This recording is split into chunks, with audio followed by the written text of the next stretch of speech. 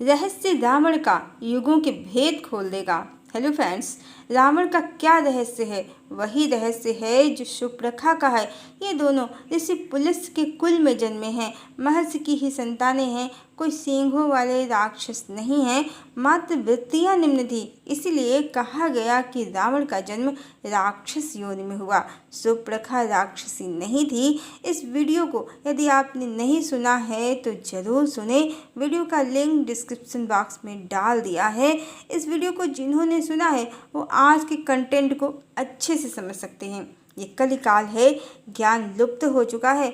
आपने कहानियाँ सुन रखी हैं। जय और विजय भगवान विष्णु के दो गढ़ थे जिन्हें सनत कुमारों ने श्राप दिया मृत्युलोक में राक्षस योनि में जन्म लेने का, जो रावण और कुंभकर्ण बने। तो रावण कौन है? वो भगवान विष्णु का गढ़ है, यानी वो परमलोक में भगवान के साथ ही है। अब जो टीवी सीरियल में आपने देखा है, एक बैकुंठ है, वहाँ भगवान विष्णु देवी लक्ष्मी के साथ शेष शैया पर लेटे हैं। उनके गढ़ द्वारपाल जय और विजय उनके बैकुंठ के द्वार पर वॉचमैन की ड्यूटी निभा रहे हैं। तो सत्य ऐसा नहीं है। ये सब परम लोक को डिस्क्राइब करने के लिए अलंकारिक वर्ण है, सांकेतिक भाषा है।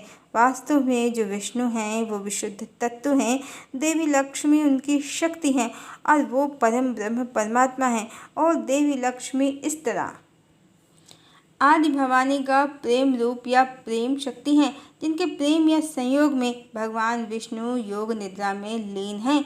और शेष शैया परमात्मा की समाधि की अवस्था है जिसमें वो लीन है। अब हमने आपको पहले ही बता रखा है, शिव शक्ति कहें या लक्ष्मी नारायण कहें, यही दो तत्व या फ्लेम परमात्मा की फेमिनाइन और मैस्कुलाइन एनर्जी हैं। नारायण शिव तत्व हैं, लक्ष्मी शक्ति तत्व हैं। यही दो तत्व एक परमात्मा तत्व हैं, समस्त जगत के माता पिता हैं, जिनसे मिलकर सब जीवात्माओं का निर्माण हुआ है। और सारा जगत, सारा माया का संसार इनकी स्वप्न लीला का, योग निद्रा का एक संकल्प, इच्छा या स्वप्न मात्र है। इस तरह जो परम तत्व है उसके अतिरिक्त बाकी सभी जीवात्माएं हैं। फिर चाहे वो ऋषि हों, मुनि हों, कोई देवी हों या देवता हों, हर जीवात्मा परमात्मा का ही पूर्ण प्रतिबिंब है, पूर्ण प्रकाश है और अभिन्न रूप से परमात्मा से सदा जुड़ी हुई है। इसीलिए रावण को बैकुंठवासी भगवान विष्णु का गढ़ कहा गया है। वो भगवान से ही उत्पन्न जीवात्मा है जो परमात्मा रूपी विशुद्ध तत्व से सदैव जुड़ा हुआ है। वो माया के अधीन है, इसलिए इस सत्य को नहीं जानता है। इस तरह यदि तत्व से, रहस्य से आप समझें तो हर जीवात्मा साक्षात लक्ष्मी या नारायण ही है, विष्णु ही है और सब परम लोक के ही वासी हैं। बस जो निगेटिव एनर्जी को कैरी करते हैं वो लो डायमेंशन में कहे जाते हैं, जो पॉजिटिव एनर्जी, डिवाइन एनर्जी को कैरी करते हैं वो हाई डायमेंशन में कहे जाते हैं। वास्तव में चेतना का कोई रूप, आकार, प्रकार, कलर, साइज नहीं है कि अंतरिक्ष में कोई स्थान बना है जहाँ कहीं लोअर डायमेंशन की सोल रहती हैं और कहीं हायर डायमेंशन की सोल रहती हैं। चेतना रूप, रंग, आकार, प्रकार से परे है। वो अंतरिक्ष में भी नहीं रहती है, वो अंतरिक्ष से परे है। सभी चेतनाएं मात्र प्रतिबिंब हैं परम चेतना का। सभी चेतनाएं मात्र प्रतिबिंब हैं परम चेतना का। माया की जगत में, भगवान के स्वप्न लोक में, अंतरिक्ष भी स्वप्न लोक में ही है। ग्रह, नक्षत्र, तारे सब स्वप्न लोक में हैं, जबकि वास्तव में जो माया से परे परमात्मा का परम लोक है वहाँ मात्र परमात्मा ही है, एक ही चेतना है। इस तरह सुर, असुर, लोअर, हायर डायमेंशन सब समझाने के लिए बनाए गए हैं। वास्तव में चेतना जब रूप, रंग, आकार, प्रकार से परे है तो किसी डायमेंशन का उसके लिए कोई अर्थ ही नहीं है। बस इतना समझ सकते हैं कि जिनकी वृत्तियाँ आसुरी हैं वो लोअर डायमेंशन की जीवात्माएं हैं, जिनकी वृत्तियाँ दैवी हैं वो हायर डायमेंशन की जीवात्माएं हैं। बाकी सब जीवात्माएं परमात्मा से या सीधे सीधे परम लोक से ही कनेक्टेड हैं। तो रावण एक जीवात्मा है और माया के जगत में, धरती लोक पर वो परम चेतना के स्त्री रूप ने यानी देवी भवानी ने जो शरीर धारण किया उस पर मुग्ध हो गया है, मोहित हो गया है।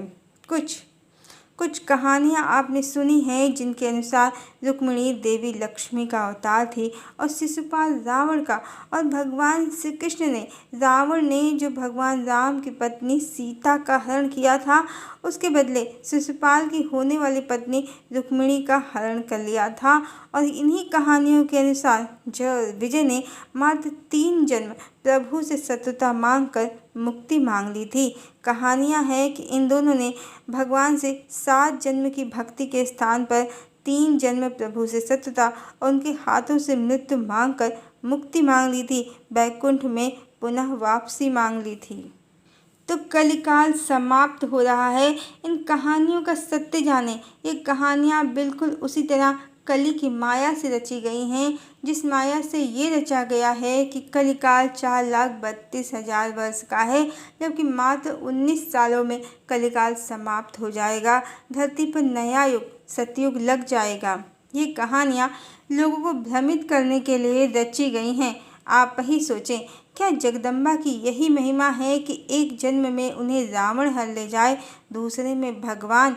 क्या जगदम्बिका को हरण इतना पसंद है कि वो कहेंगी स्वयं भगवान से कि आप मेरा हरण कर लीजिए, मुझसे राक्षस विधि से विवाह कर लीजिए, जैसा देवी रुक्मिणी ने भगवान श्री कृष्ण को पत्र लिखकर कहा था। रुक्मिणी देवी लक्ष्मी का अवतार नहीं थी, उसका आचरण देवी के अनुरूप नहीं है, ना ही वैवाहिक स्थिति। उसके रहते भगवान 16,108 विवाह करते हैं, जबकि आदि भवानी देवी लक्ष्मी सीता हैं, जिनके रहते भगवान हर स्त्री का विवाह प्रस्ताव अस्वीकार कर देते हैं, एक पत्नीव्रती रहते हैं, उनको समर्पित रहते हैं। जगदम्बिका को हरण पसंद नहीं है, शूर्पणखा को हरण पसंद है, शूर्पणखा को राक्षस विधि से विवाह पसंद है। राम रावण सीता शूर्पणखा की कहानी इतनी सरल नहीं है जितनी कहानियों में, मिलावटी किताबों में बताई गई है कि बस 3 जन्म भगवान से शत्रुता और मृत्यु और मुक्ति। वास्तव में ये कहानी राम रावण सीता शूर्पणखा की कहानी, सीता राम की, राधा कृष्ण की, और इस युग में देवी वैष्णवी और भगवान कल्कि की कहानी का इम्पॉर्टेंट पार्ट है। और ना तो रावण की मुक्ति हुई है, ना ही शूर्पणखा की। मृत्यु से, ईश्वर के हाथों से मरने से भी मुक्ति नहीं मिल सकती जीवात्मा को, जब तक उसे ब्रह्म ज्ञान ना हो। रावण वेदों का ज्ञाता है पर ब्रह्म ज्ञानी नहीं है। तभी तो जगदम्बिका के रूप पर मोहित हो गया, आसक्त हो गया। तो शिशुपाल तो शूर्पणखा के पति विद्युत जिह्वा का पुनर्जन्म था, और रुक्मिणी शूर्पणखा का पुनर्जन्म थी, जिसने अपनी आसक्ति के फलस्वरूप भगवान कृष्ण को पति रूप में पाया, और राक्षस विधि से युद्ध और हरण के माध्यम से वो भगवान की पत्नी बनी।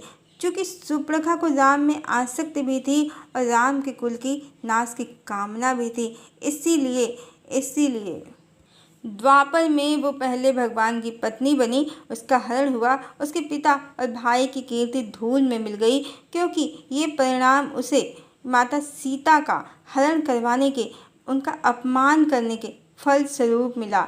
दूसरे, राम के कुल का नाश चाहने से श्री कृष्ण और उसके सभी पुत्र उसकी आंखों के सामने ही संसार त्याग कर चले गए और द्वारिका भी डूब गई। इस तरह शूर्पणखा की सभी इच्छाएं पूर्ण हुई। अब जो आपने दूसरी कहानियाँ भी सुनी हैं, देवी राधा का रायन से या अयन से विवाह हुआ था, तो ये अयन या रायन रावण का ही पुनर्जन्म था।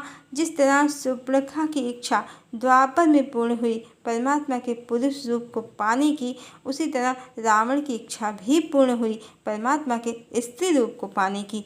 चूँकि ये कोई भक्त जीवात्माएं नहीं थीं, आसक्त जीवात्माएं थीं, इसीलिए इन्हें परमात्मा नहीं मिले। मात्र एक जन्म में परमात्मा का उनके शरीर के साथ इनको एक जन्म में साथ मिल गया। तो मृत्यु तो हुई इनकी, पर मुक्ति नहीं हुई, और रावण बैकुंठ में भगवान का गढ़ ही है, उनकी कहानी का मुख्य खलनायक है। उसी तरह शूर्पणखा भी बैकुंठवासी ही है, क्योंकि सभी जीवात्माएं परम चेतना का पूर्ण प्रतिबिंब हैं।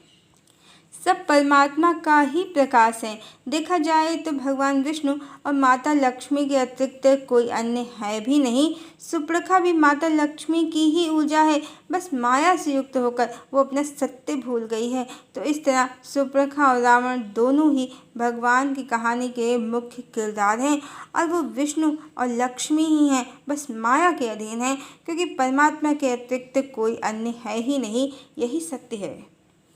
अगर आप इसको और डीपली समझेंगे तो आपको समझ में आएगा कि ये धरती लोक, ये संसार, यहाँ तक कि आपकी दृष्टि जहाँ तक जाती है, ग्रह नक्षत्र ब्रह्मांड चांद तारे सूरज, सब परमात्मा के स्वप्न का जगत है।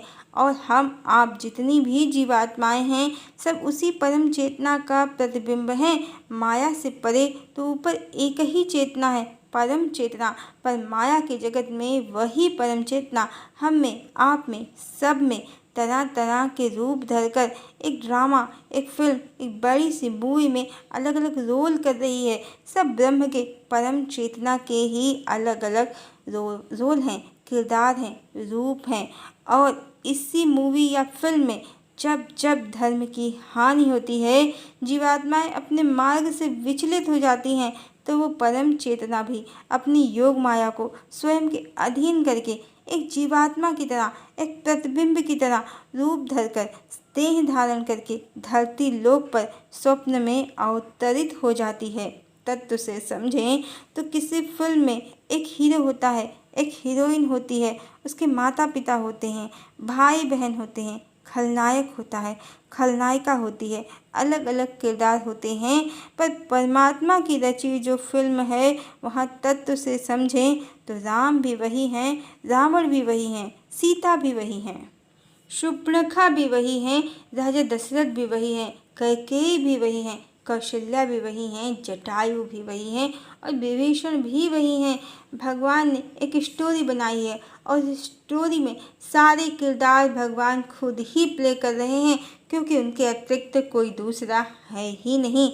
इसीलिए कहानियों में रावण को इतना गलत किरदार करने के बाद भी भगवान विष्णु का गढ़ कहा गया है और रुक्मिणी को लक्ष्मी का अवतार, क्योंकि तत्व से भगवान के अतिरिक्त कोई दूसरा नहीं है।